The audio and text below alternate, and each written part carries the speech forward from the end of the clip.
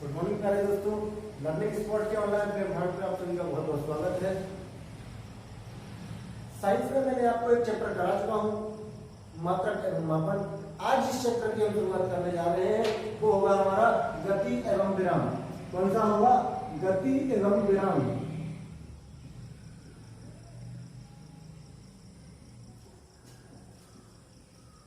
गति एवं विराम, motion and rest. Motion and rest भी बताइए आप कि मोशन यानी कि गति और विराम कैसी राशि है।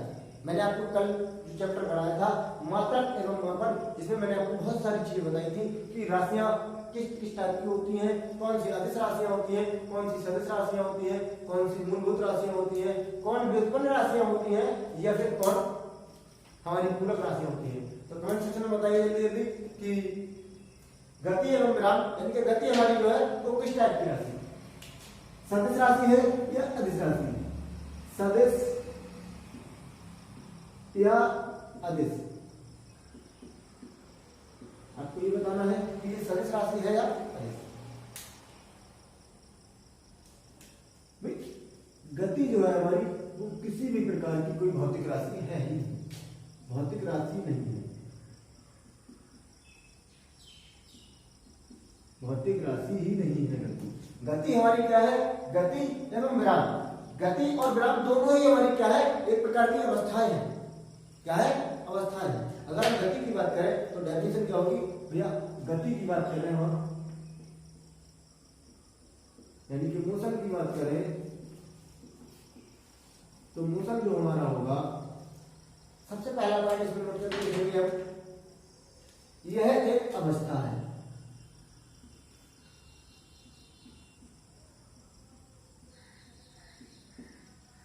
यह एक अवस्था है, ना कि कोई भौतिक राशि।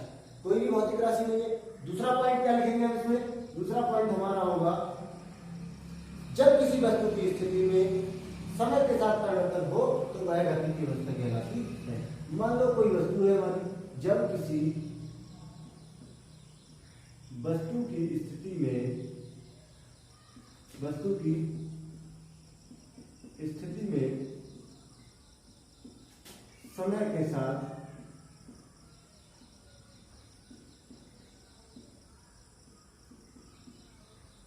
परिवर्तन हो तो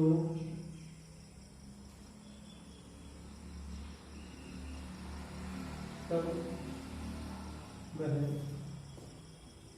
गति की अवस्था कहलाती है।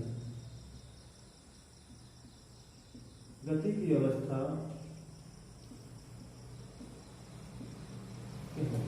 ये मैंने गति में आपको बताया, गति जो है वो हमारी कोई भी भौतिक राशि नहीं है। गति क्या है? एक प्रकार की अवस्था है।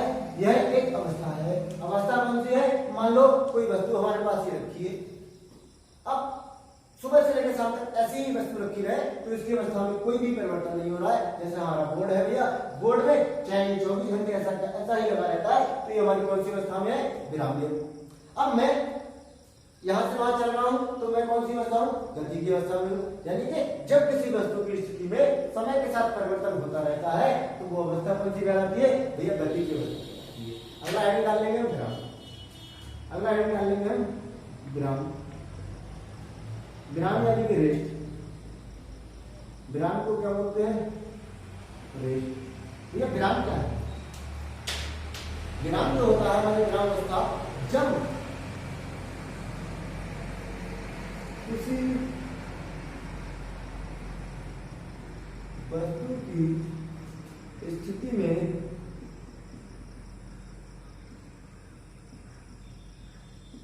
समय के साथ कोई परिवर्तन ना हो, कोई परिवर्तन ना हो, तब वह वस्तु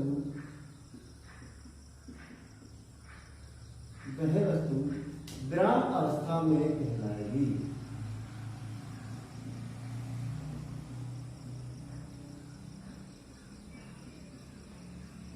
इतनी बातें समझ में आई।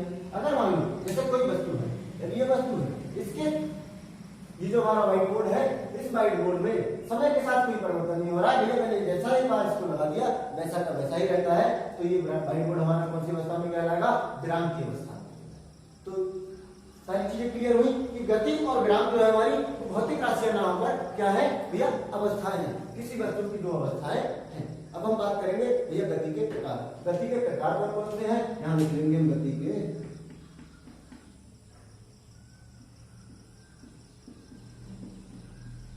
प्रकार, यानी कि types of motion. Type of motion, type of motion.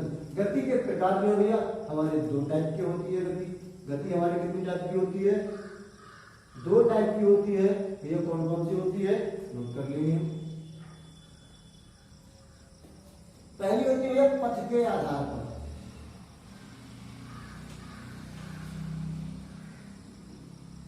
आधार पर, base on root, base on root यानी कि पथ के आधार पर। दूसरी होती है दिशा में परिवर्तन के आधार पर, दिशा में परिवर्तन के आधार पर।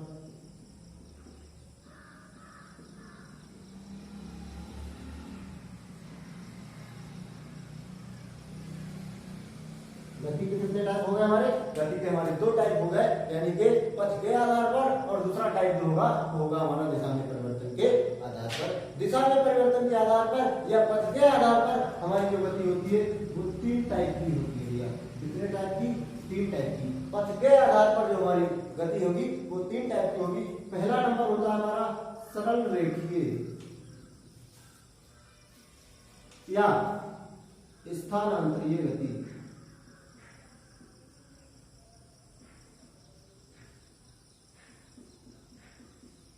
स्थानांतरीय गति, इसको हम बोल रहे होते हैं लाइनर मोशन।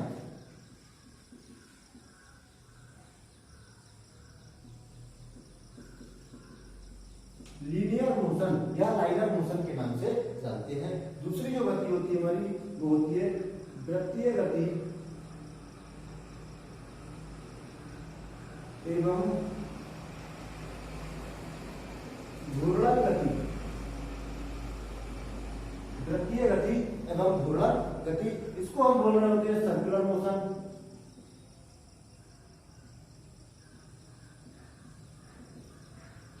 क्या बोलते हैं भैया? Circular motion. और जो तीसरी गति होती है हमारी वो होती है दोलित गति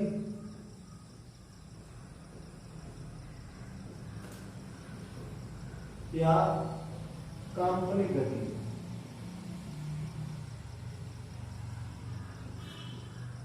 इसको बोल रहे होते हैं हम एक्सीलरेशन मोशन। एक्सीलरेशन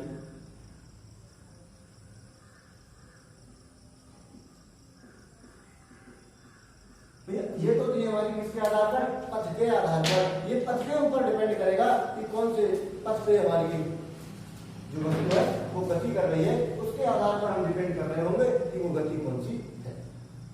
अब दिशा एवं दिशा में परिवर्तन के आधार पर जो गति होती है हमारी वो भी भैया तीन ही टाइप की होती है। वो भी कितने टाइप की होती है? तीन ही टाइप की होती है। जो पहला टाइप है हमारा वो होता है एक विमीय गति। एक विमीय गति यानी कि one dimension motion, one dimensional motion. दूसरा जो होता है वो होता है द्विविमीय गति।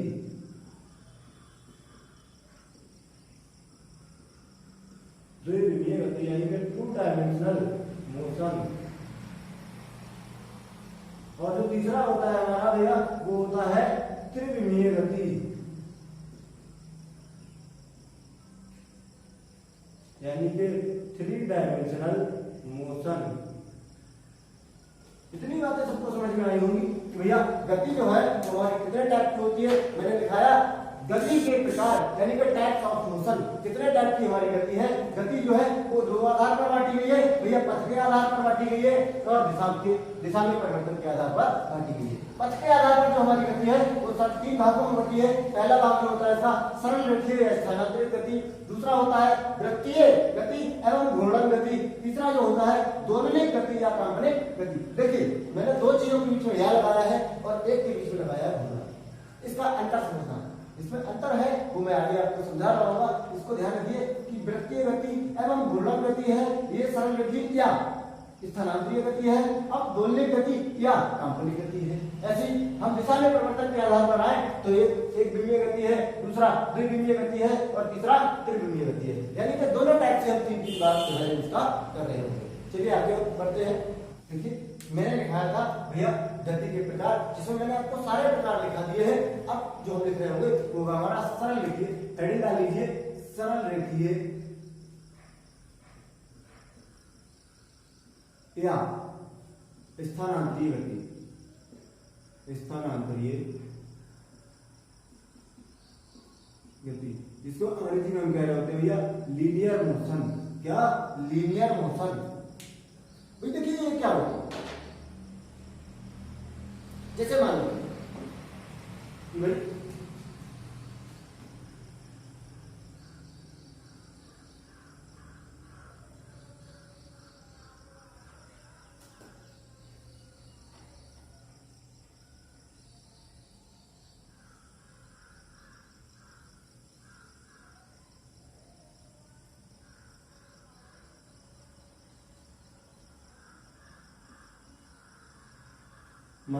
ये कार है, ठीक है। अब ये यहां से चलना प्रारंभ करेगी, यहां से चलना प्रारंभ करेगी और इसी दिशा में सीधे ऐसी चलती रहेगी और यहाँ पर आके ए पॉइंट से चलना स्टार्ट करती है और बी पॉइंट पे जाके रुक जाती है और एक सीधी रेखा में ही गति करेगी, एक सीधी रेखा में ही, यानी कि सीधी रेखा में गति करेगी। तो ये क्या कहलाएगी हमारी सरल रेखीय या स्थानांतरित गति। यानी कि सरल रेखीय का मतलब है एक सीधी रेखा में गमन करना, एक सीधा रूट तय करना, एक सीधा पथ तय करना। स्थानांतरीय गति का मतलब होता है एक स्थान से दूसरे स्थान तक पहुंचने में सीधे पथ का सहारा लेना। तो ये हो जाएगी हमारी स्थानांतरीय या सरल रेखीय गति। इसमें लिखेंगे जब किसी पिंड या वस्तु की स्थिति में परिवर्तन, हमने डाला सरल रेखीय या स्थानांतरित गति, तो इसमें लिख रहे होंगे हम जब किसी पिंड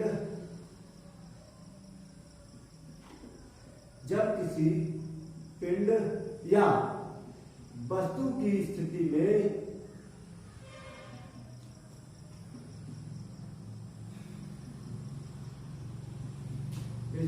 परिवर्तन एक सीधी रेखा में हो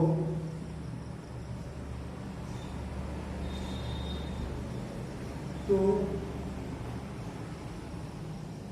उस गति को सरल रेखीय या स्थानांतरीय गति के नाम से जानते हैं। स्थानांतरीय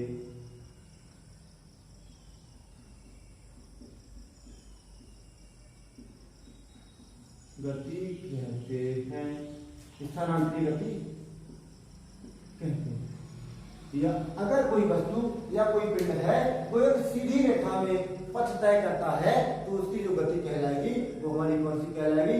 स्थानांतरीय गति कहलाएगी। जैसे इसके एग्जांपल में हम लिख लें, एग्जांपल क्या होंगे भैया इसके? कार की गति हो जाएगी हमारी, साइकिल की गति हो जाएगी, कार साइकिल ईटीसी, ये सब क्या होंगे इसके एग्जांपल होंगे। भैया अगली बात करें वृत्तीय गति।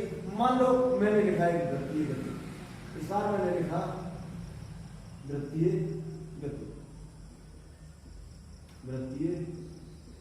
गति, इसको क्या बोलते हैं? Circular motion.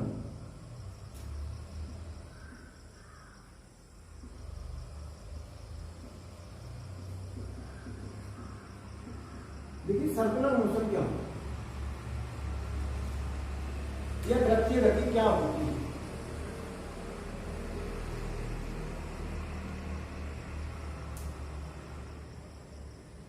मान लो मैंने एक पथ बना दिया भैया, ये वृत्ताकार पथ, थोड़ी देर के लिए हम मान लेंगे ये कैसा पथ है हमारा? वृत्ताकार। कोई वस्तु इस पॉइंट पर खड़ी है, इसको मान लिया ए। अब कोई वस्तु या कोई कण यहाँ मौजूद था, अब वो चल के इस तरह से आया,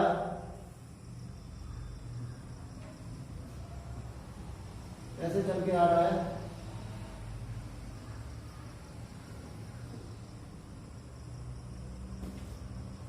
तो इसमें लिखेंगे हम जब किसी कण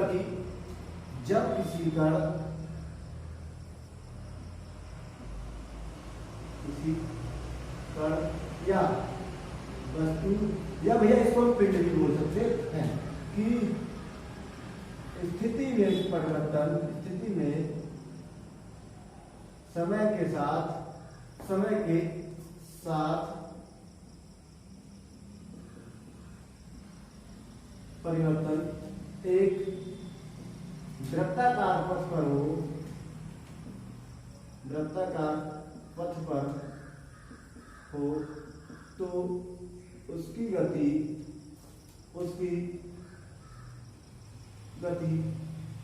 वृत्तीय गति कहलाएगी। वृत्तीय गति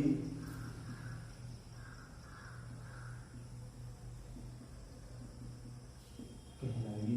भैया जैसे इसमें हमारे एग्जांपल्स में क्या आ जाएंगे, झूला है, क्या आ जाएगा, एग्जांपल्स की बात करें हम तो क्या होगा, झूला हो जाएगा।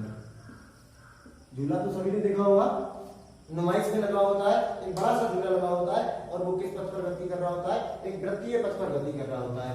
साइकिल का पहिया हो जाएगा, यानी कि पहिया हो जाएगा, इसमें हमारा भैया क्या हो जाएगा, पहिया हो जाएगा। पहिया भी हमारा क्या करता है, एक वृत्तीय पथ पर गति कर रहा होता है। देखिए अब बात जब वृत्तीय पथ में आती है तो वृत्तीय पथ से रिलेटेड बहुत सारी चीजें हैं, जैसे दूरी है, विस्थापन है, चाल है, वेग है, त्वरण है, ये सारी चीजें यहाँ से हमें पढ़नी होती है। तो हम बात कर रहे होंगे अभी दूरी की, थोड़ा समझेंगे, उसके बाद आगे हम दोलित और काम्पी गति की तरफ चल रहे हैं।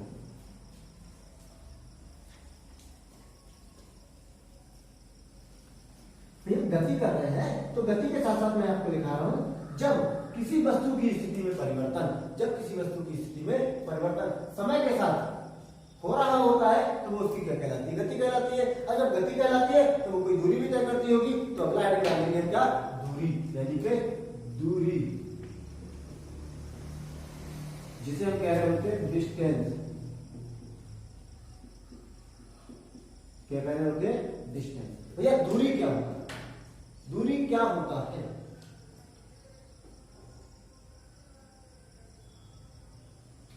भैया दूरी जो होता है हमारा, तय की गई कुल दूरी, तय की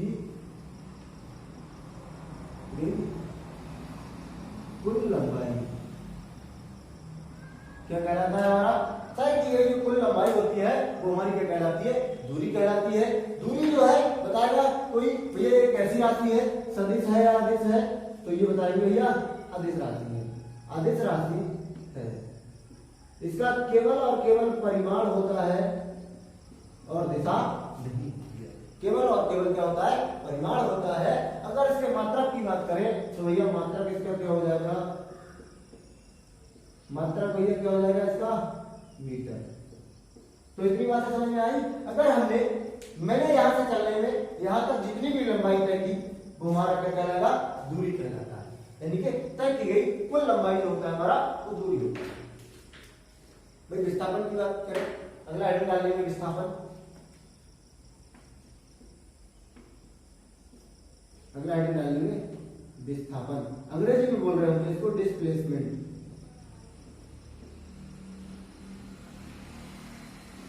अंग्रेजी में बोल रहे होते हैं इसको डिस्प्लेसमेंट। डिस्प्लेसमेंट क्या होता है, डिस्प्लेसमेंट होता है प्रारंभिक बिंदु, प्रारंभिक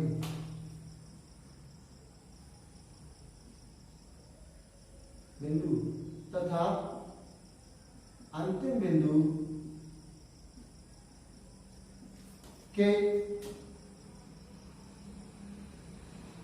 बीच की न्यूनतम दूरी, न्यूनतम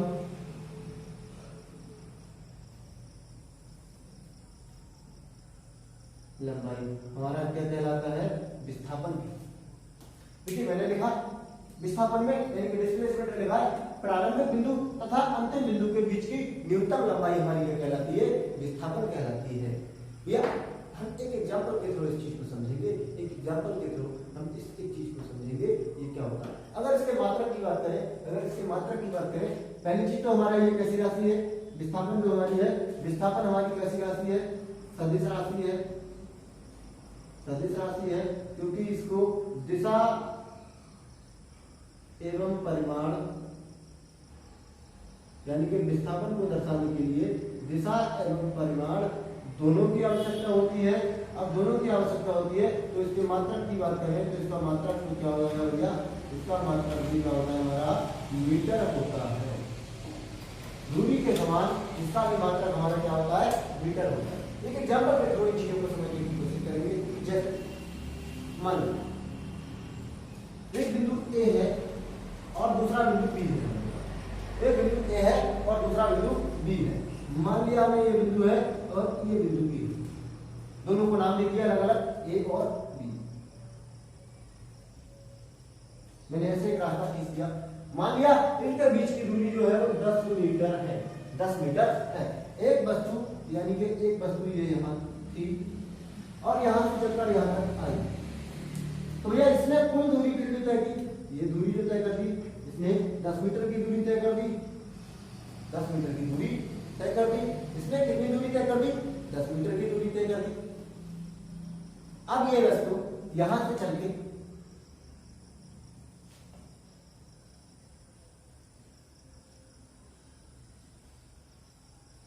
ऐसे इसने इस दूरी को तय किया, पहले इस दिशा में गई तो इसने 10 मीटर की दूरी तय कर दी, वापस से यही वस्तु फिर से इस दिशा में लौट आई।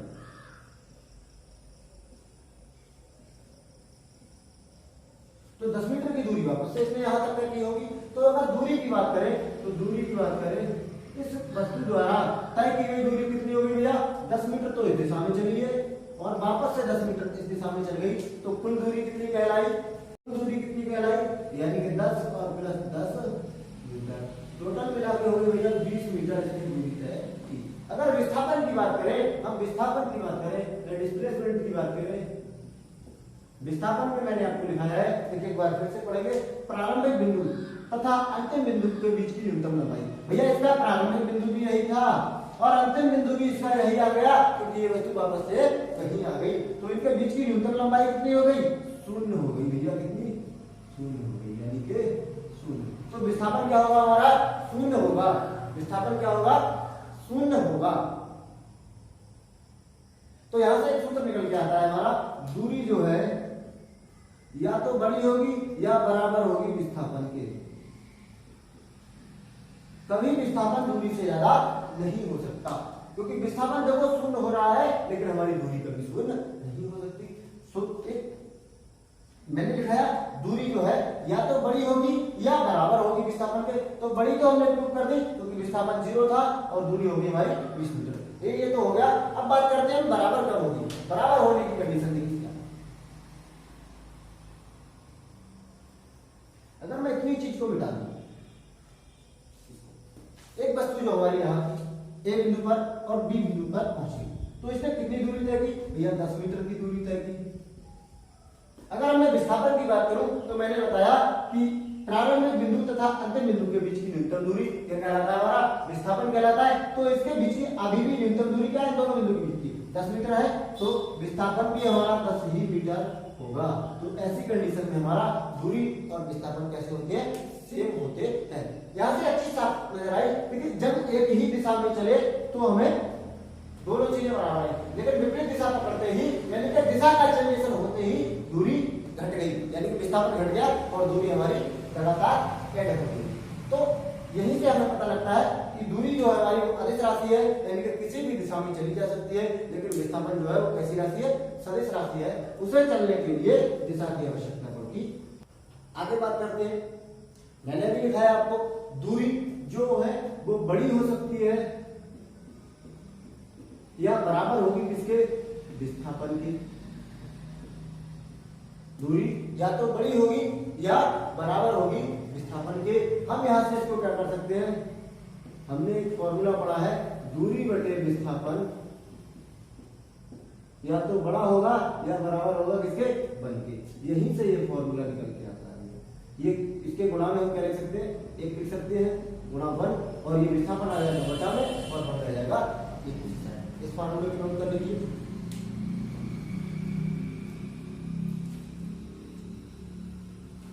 आगे बात आती है चाल। चाल क्या होता है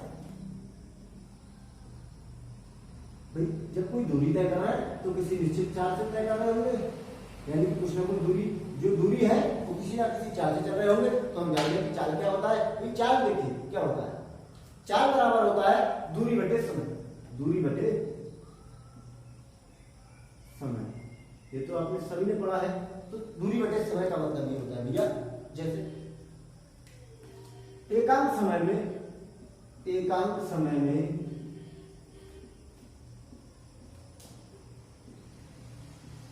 तय की गई दूरी क्या कहलाती है हमारी, तय की गई दूरी क्या कहलाती है हमारी, चाल कहलाती है। एकांक समय में तय की गई दूरी हमारी क्या कहलाती है भैया, चाल कहलाती है। भाई चाल हमारी कैसी राशि है, कैसी राशि है, ये अदिश राशि। हम किसी भी दिशा में चले चाल हमेशा आती है। तो चाल हमारी कैसी राशि हो जाएगी, अदिश राशि हो जाएगी। अगर इसके मात्रक की बात करें, अगर हम इसके मात्रक की बात करें तो देखिए दूरी यानी कि लंबाई का मात्रक मीटर और बटा है, हमने बटा लगा दिया, और समय का मात्रक सेकंड। तो इसका मात्रक हो जाएगा मीटर और प्रति सेकंड। मात्रक क्या हो जाएगा इसका, यह मात्रक जो होगा इसका मीटर प्रति सेकंड। मात्रक जो हो जाएगा हमारा क्या हो जाएगा, मीटर प्रति सेकंड। अगर इसके डायमेंशन की बात करें, इसके डायमेंशन की बात करें यानी कि विमा की बात करें, अगर हम इसकी विमा की बात करें तो विमा क्या होगा, मैंने आपको बताया था जितनी भी सारी विमाएं होती है वो हम द्रव्यमान, लंबाई और समय को लेकर मान रहे होते हैं, यानी कि एम, एल और टी को लेकर मान रहे होते हैं। सारी विमाएं हम कैसे बना रहे होते हैं, द्रव्यमान, समय और सेकंड यानी कि टाइम को लेकर। द्रव्यमान, लंबाई और टाइम को लेकर बनाते हैं। बताइए क्या इसमें द्रव्यमान है, द्रव्यमान है नहीं है, नहीं है ना, तो हम लगा देंगे द्रव्यमान की विमा क्या हो जाएगी 0। लंबाई हमारी कितनी है, 1 मीटर है, यानी कि एकांक की बात चल रही है तो L1 हो जाएगा। टी क्या है हमारा, टी भी हमारा क्या है, एकांक है, तो T1 हो जाएगा। अब देखिए ये टी जो है, समय हमारा जो है वो बटे में है, ऊपर जाएगा तो -1 हो जाएगा, तो इसकी विमा जो हो जाएगी हमारी m0, L1 और T -1, ये हो जाएगी इसकी विमा। ये क्या होगी इसकी डायमेंशन। डायमेंशन की बात करें तो m0, L1, T -1, ये हो गई इसकी डायमेंशन। आगे बात करते हैं वेग की। वेग क्या होता है, वेग को बोलते हैं वेलोसिटी। क्या बोलते हैं, वेलोसिटी। भैया वेलोसिटी क्या होता है, देखिए क्या है, वेग बराबर होता है हमारा विस्थापन बटे समय। विस्थापन बटे समय यानी कि विस्थापन भी हमारी क्या है, लंबाई है और समय, तो इसका मात्रक भी हमारा क्या बन जाएगा, लंबाई का मीटर और समय का प्रति सेकंड। समय का प्रति सेकंड। लेकिन ये दूरी कैसी हो जाएगी, यानी कि ये राशि कैसी हो जाएगी हमारी, सदिश। क्योंकि मैं पहले ही बता चुका हूं कि विस्थापन कैसी राशि है हमारी, सदिश राशि है। विस्थापन जो है वो हमारी कैसी राशि है, सदिश राशि है।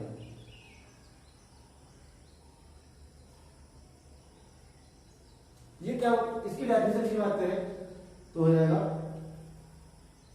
एक समान लंबाई के लिए, एक समान लंबाई के लिए, एक समान लंबाई के लिए एकांक समय में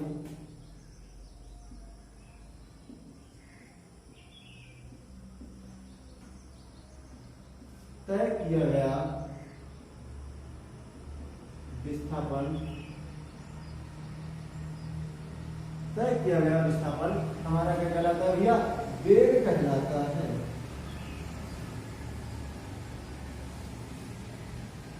क्या कहलाता है, वेग कहलाता है।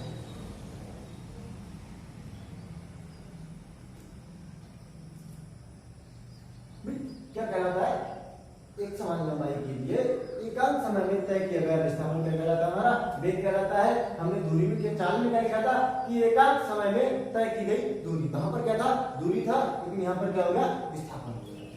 तो यहाँ से हमारा जो फॉर्मूला निकल के आता है, देखिए डिमांड इसकी भी से निकल कर आएगी। एम लंबाई यानी कि द्रव्यमान इसमें भी लिए तो एम 0 हो जाएगा। लंबाई 1 मीटर है यानी कि एकांक लंबाई है तो एल 1 हो जाएगा।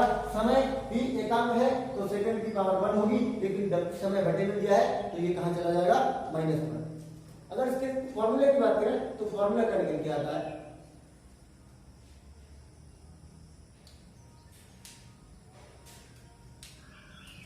भैया चाल जो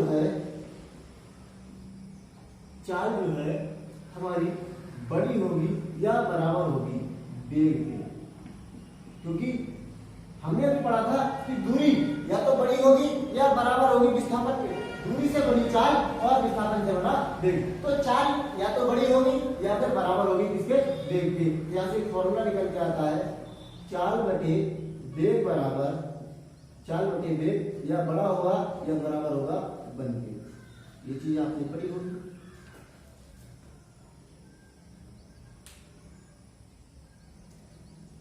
कल मैं आपको करा रहा हूँगा त्वरण क्या है या फिर इसका आवृत्ति बढ़ाऊंगा क्या होता है, आवर्तकाल क्या होता है, इन सारी चीजों को मैं कल की क्लास में बता रहा हूँ। आज की क्लास बस यही करते हैं। जिन लोगों ने चैनल को भी सब्सक्राइब नहीं किया है या जो लोग चैनल पे नए हैं तो वो चैनल को सब्सक्राइब करना ना भूलें और नोटिफिकेशन की घंटी को दबाना भी ना भूलें, जिससे कि हमारे आगे आने वाली सभी वीडियो की नोटिफिकेशन आप तक समय से पहुंच सके।